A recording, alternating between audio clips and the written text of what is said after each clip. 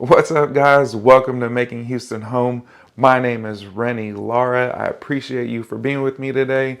And what we're going to be talking about is 5 unexpected costs of living here in Houston, Texas, owning a home here in Houston, Texas. So, little backstory.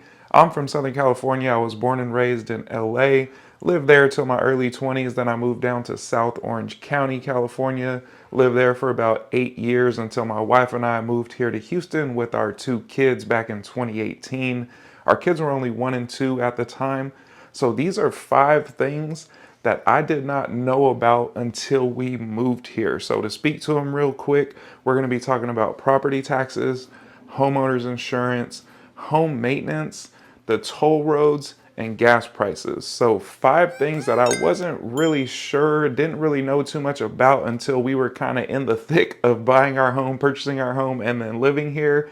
These are all expenses that I really wasn't accounting for. So a lot of good information in this video, and hopefully it'll help you plan your move to Houston and your finances a little bit better than I did back when we moved here. So, let's go ahead and jump into it again. These are 5 things, 5 unexpected costs of living here in Houston, Texas, from somebody that's born and raised in Southern California. Let's go ahead and jump right into it right now.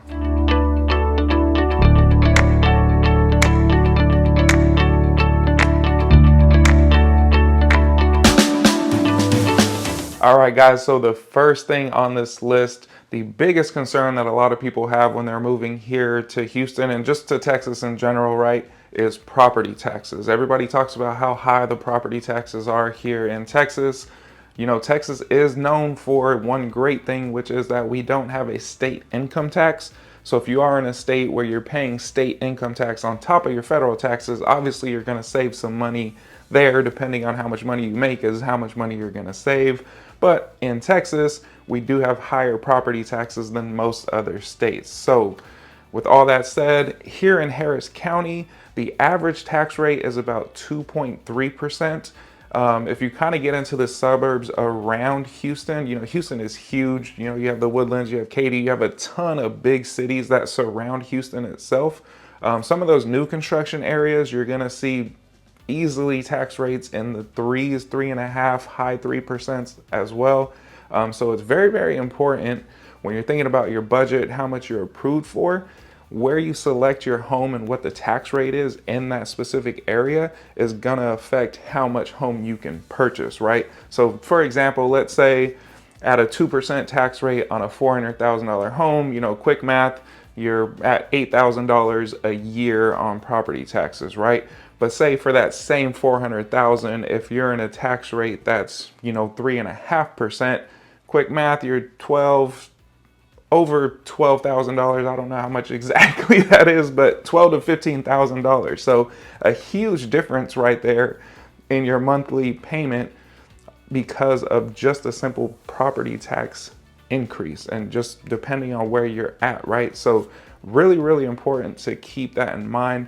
Another thing on property taxes that I didn't know about until I moved here was that your county assessment is done annually and your taxes can go up if the value of your home goes up. So over the last few years, we're seeing that happen a lot, right? So really important thing to note because people's mortgages are kind of going up annually right now because those property tax rates, not the rates, but the property taxes are going up because home values are going up. So something I didn't know about being from California, it isn't that way we got here. We purchased our home back in 2018 before everything went crazy. Now that our assessment has gone up annually, so has our monthly payment, right? So really, really important to keep that in mind as well. And then, one quick tidbit with property taxes, and if you have a realtor, a good realtor is going to make sure that you sign up for the homestead exemption. And that's everywhere in Texas. Texas has what's called a homestead exemption, and you can actually file online now. They made it super easy. So when you purchase your home, make sure you go online, file for your homestead exemption, and that can give you up to 20% off of the appraised value. Which lowers your taxes up to 20% essentially. So keep that in mind. Super important to remember that because you save some money there. And remember, it's only on your primary residence, your homestead, that you actually live in. If you're buying investment property, you can't homestead. an investment property that you don't live in. So that's property taxes. That was number one on the list. Let's go ahead and jump to number two. Okay, so number two on this list, something else I did not know about before I moved here is homeowners insurance. So homeowners insurance, as you can imagine, in Houston, we have risk of hurricanes, severe storms, flooding, just the weather itself, the humidity takes a toll on the property. So homeowners insurance is significantly more expensive than most other places, especially being from Southern California like myself. Compared to there, it is a lot more expensive. So I'll get into kind of the details of that, my experience in California, my experience here in Houston. So on average here in Harris County, homeowners insurance is anywhere from $1,500 to $2,000 a year. So depending on obviously your home size, if you have a pool, there's many different factors that go into that. But I've seen people pay upwards of $4,000 or $5,000 a year, and probably the lowest I've seen is about $1,500 or so, maybe a little bit less a year for homeowners insurance. But and keep in mind too, flood insurance. So flood insurance is not with your regular homeowners insurance. So flood insurance is an additional cost, and usually it's about $500 a year. So depending on what your homeowners insurance is going to be for your home, if you want flood insurance also, you're going to tack another $500 onto that. So with all of that said, I can give you my personal experience. When I was in California, I had a few properties there. I was paying anywhere from, I don't think it ever went over $1,000 a year for homeowners insurance. I think it was like 50 to 70 bucks a month on, each one of our mortgages that we had.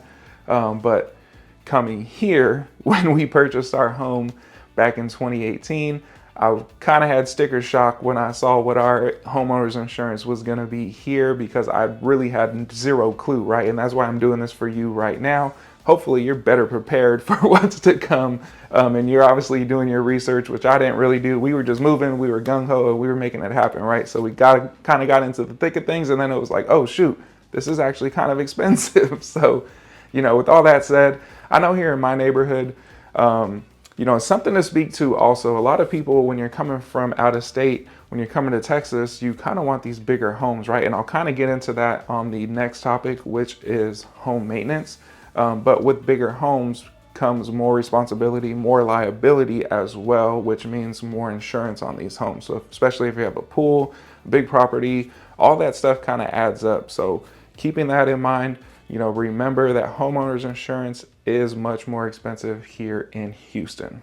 All right, so straight to number three on this list. Number three is really important too, because again, something I didn't really think about until we were here: home maintenance. So what I mean by home maintenance, one of the biggest thing is your HVAC system on your home. So if you have a 2-story home here in Houston, unless it's new construction, for the most part, you're gonna have 2 AC units. So like where I live, we have an AC unit for the downstairs. We have a separate unit for upstairs. And as you've probably already heard, summers here are intense, and those units pretty much run 24/7. It's not like Southern California where I'm from, where once the sun goes down, everything kind of cools off even during summertime. Here with the humidity, if it's 90 degrees during the day and the sun's out, it's still a lot of times 90, 85 degrees at night, and it's just that way 24/7. It's just hot, so your AC units are running. So pretty much every year before summer starts, you're going to want to get your HVAC systems serviced and get them ready and make sure they're prepared for summertime, because there's nothing worse, and it's happened to us, there's nothing worse than being midsummer, grueling heat, and your AC goes out. It is terrible. You do not want to experience that. So again, an unexpected cost, paying for the HVAC services every year, and then when the AC does have issues, you're going to have people coming out to fix those issues. It gets kind of costly, so keeping that in mind. Other services we have, pest control. Again, didn't really think about it being from Southern California. The bugs, the mosquitoes. Speaking of those things real quick, we pay about 60 bucks every 3 months for your regular pest control service. So they come in, they spray the perimeter of the home inside, perimeter of the home outside, kind of keep everything, bugs, mice, all your regular pests away from the home. And it's actually great. We don't have any issues. We haven't had any issues. So really good there, but you're gonna want to budget for pest control. On top of that, we also have a mosquito service. So that Mosquito service is actually just during the warm months. So they usually start about April, May, depending on when it really starts to warm up.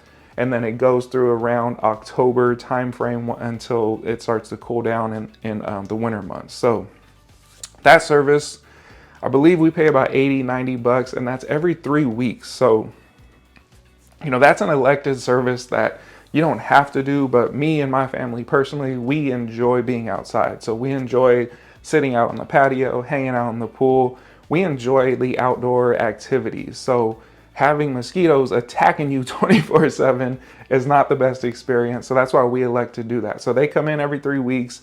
They fog, they have a little backpack fogger on. They fog the lawn, the trees, the shrubs, all our planters, the eaves on the home, the exterior of the home, everything. So, and that kills mosquitoes, it kills the eggs, it kills everything. So we don't really have to worry about mosquitoes right here at our property. And it's actually a really great service, and we love having it. So I don't even mind paying for it because, like I said, we love being outdoors, and getting eaten up by mosquitoes really sucks. So we don't mind paying for that. But again, additional expense that we did not account for when we moved here. On top of those couple of things, also, if you have a pool, that's more home maintenance that you're gonna have to pay for if you're not caring for the pool yourself. Right now we pay about $185 a month for our pool guy, but you can also do that yourself. But keep in mind, you're gonna be buying all the chemicals, spending the time, you're gonna be doing all that on your own, right? And the chemicals actually are kind of expensive right now. Ever since the whole pandemic thing happened, the price of the chemicals went up a lot. And I used to service our own pool. So it got to the point where it didn't really make sense for me anymore to do it myself, because I was spending just as much or more on the chemicals to do it rather than just paying someone else monthly to do it. So that's why I have a pool guy now, but keep that in mind as well. And then just your general maintenance on the exterior of your home. So, if you've done your research, the weather here is grueling. So we have big storms, it's humid, it's hot.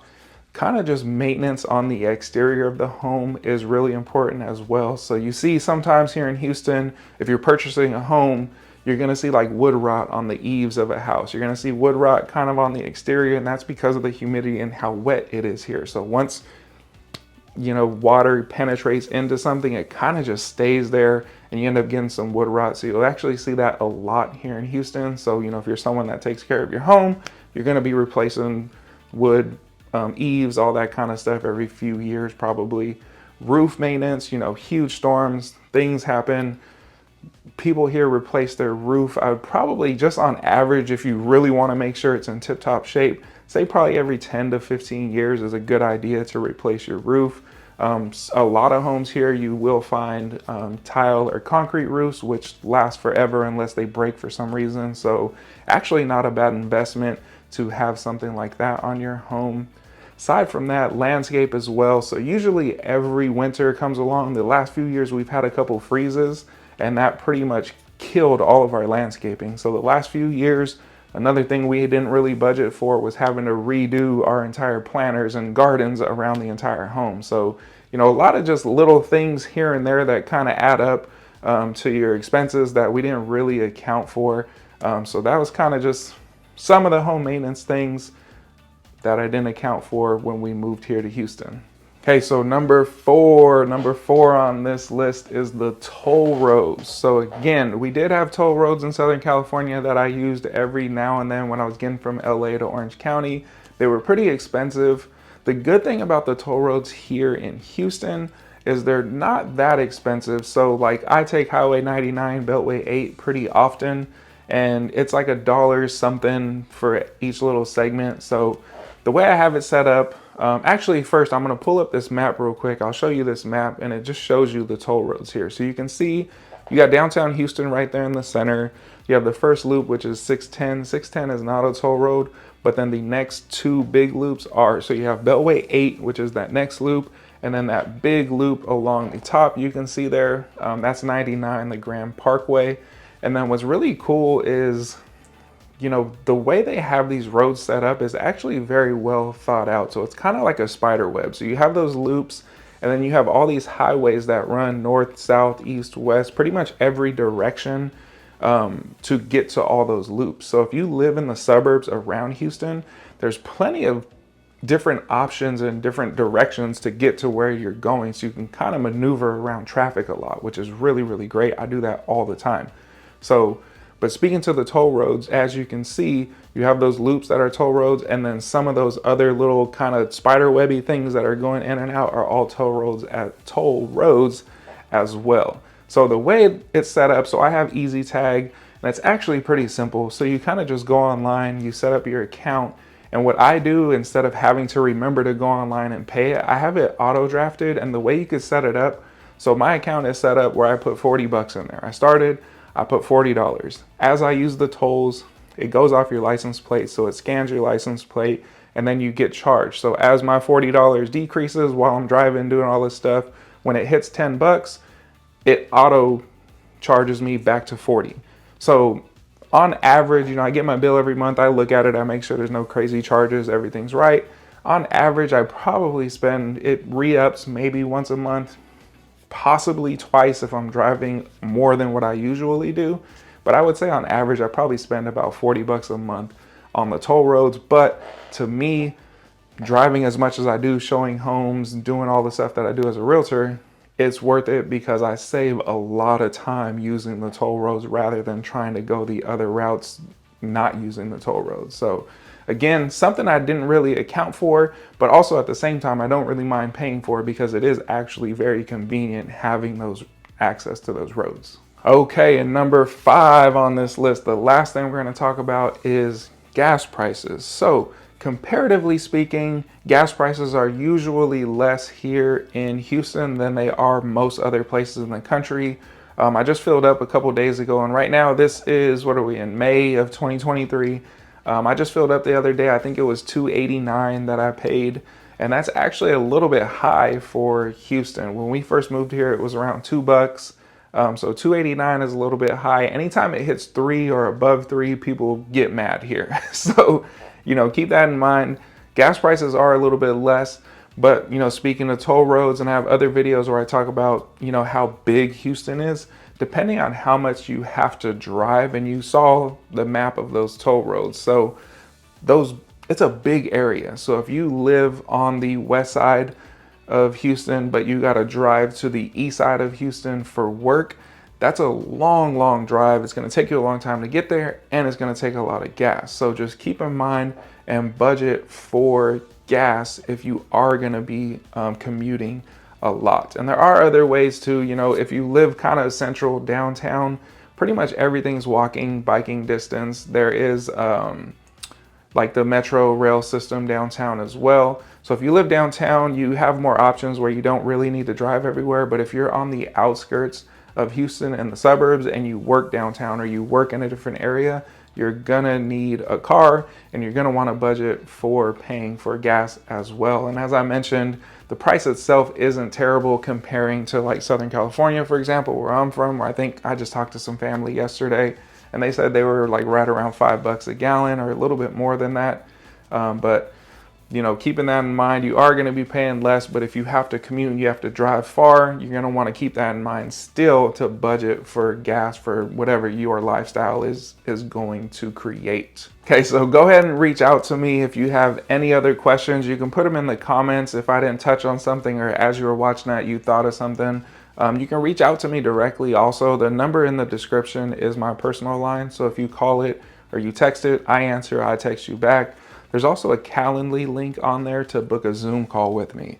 And with those Zoom calls, what I do, and if you go to my channel, you'll see some of my other videos where I will actually screen share with you and kind of show you these different areas. If you're looking to move here, we can talk about pretty much everything we talked about. I can go over the tax rates. I can show you different kind of flood zone, flood maps. I can kind of talk to you about the entire city and give you an idea or better understanding and answer of all these questions that you have while you're doing your research. So, go ahead and reach out. I love talking to you guys. It's been super fun getting to know everybody, getting to know your family's personal experience and what's bringing y'all to Houston. I love just chit chatting with y'all. So it's been awesome. But again, with all that said, that was the 5 things that I wish I knew before moving here to Houston, kind of the unexpected cost of living here that I didn't know about. So I hope I was able to give you some good value. You know, go ahead and subscribe, like, hit the bell, do all the things we all say to do, right? I appreciate it. I appreciate the support. I'll go ahead and end it there. God bless you. I'll see you on the next one.